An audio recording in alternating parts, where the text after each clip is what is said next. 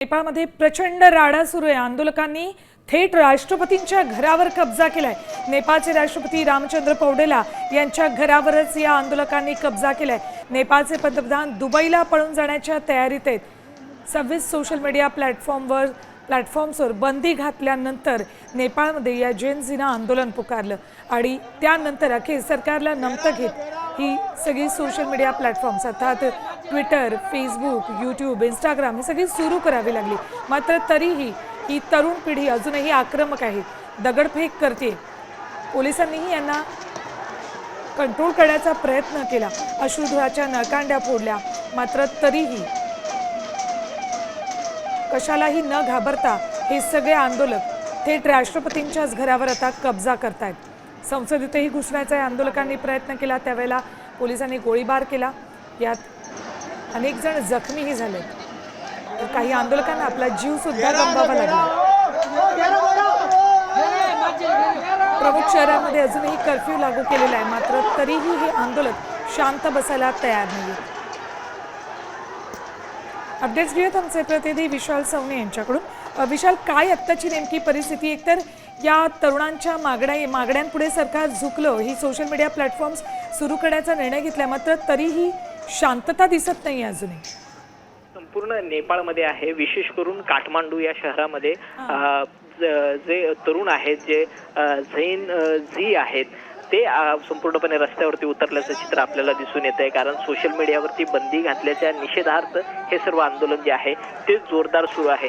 इतकंच नव्हे तर हे आंदोलन इतक्या टोकाला पोहोचलेलं आहे की नेपाळचे जे राष्ट्रपती आहेत त्यांच्या घराचा देखील ताबा या आंदोलकांनी घेतल्याचे चित्र आपल्याला दिसून येत आहे। ठिकठिकाणी अश्रुधुरांचा मारा देखील केला जातोय, मात्र जो जमाव आहे तो इतका अग्रेसिव्ह आपल्याला पाहायला मिळतोय की त्यांनी त्या ठिकाणचे असणारे सुरक्षाकर्मी आहे, पोलीस आहेत, त्यांच्यावरती देखील दगडफेक केलेली आहे, त्यांना देखील हाणामारी केल्याची बातम्या ज्या आहेत त्या सध्या समोर येत आहेत। आणि आपण या ठिकाणी दृश्यांमध्ये पाहू शकतो की कशा प्रकारे तिथे गाड्या अडवल्या जात आहेत, त्याचबरोबर जे पोलीस आहेत त्यांना जे आहे ते रोखलं जाते आणि त्यांना देखील मारहाण जी आहे ती केली झाल्याचे दृश्य जे आहे ते आपण या ठिकाणी पाहतोय।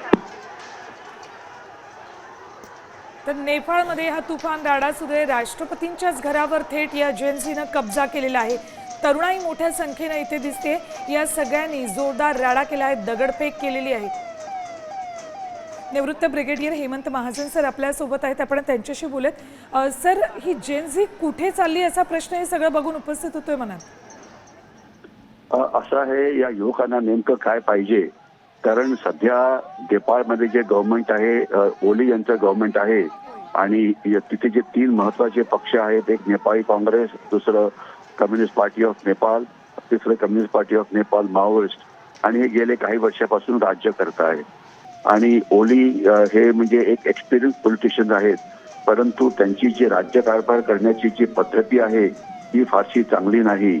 कारण नेपाळचं जी अर्थव्यवस्था आहे ही अत्यंत खराब झालेली आहे आणि तिथल्या युवकांना नोकऱ्या म्हणजे जॉब्स मिळत नाहीये, त्यांना देशाच्या बाहेर जावं लागतं आहे आणि सरकारमध्ये मोठ्या प्रमाणामध्ये भ्रष्टाचार आहे।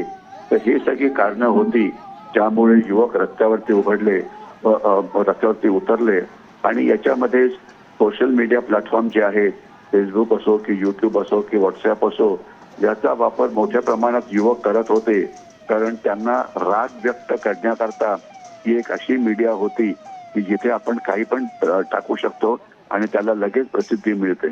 आणि नेमकं सरकारने ती सोशल मीडिया बॅन केल्यामुळे त्यांचा जो राग होता तो व्यक्त करण्याकरता त्यांना कुठलाही प्लॅटफॉर्म हा मिळत नव्हता। अर्थात आता सरकारने सोशल मीडिया पुन्हा सुरू केलेली आहे आणि अशा पण बातम्या आहेत की काही प्रमाणामध्ये जे होम मिनिस्टर होते त्यांनी राजीनामा दिला आहे, काही इतर मंत्री राजीनामा देण्याच्या परिस्थितीमध्ये आहेत आणि स्वतः ओली एखाद्या पळून जातील की नाही अशा प्रकारच्या बातम्या पण येत आहेत। म्हणजे नेपाळमध्ये अराजकता माजलेली आहे आणि हे नेपाळ करता चांगलं नाही।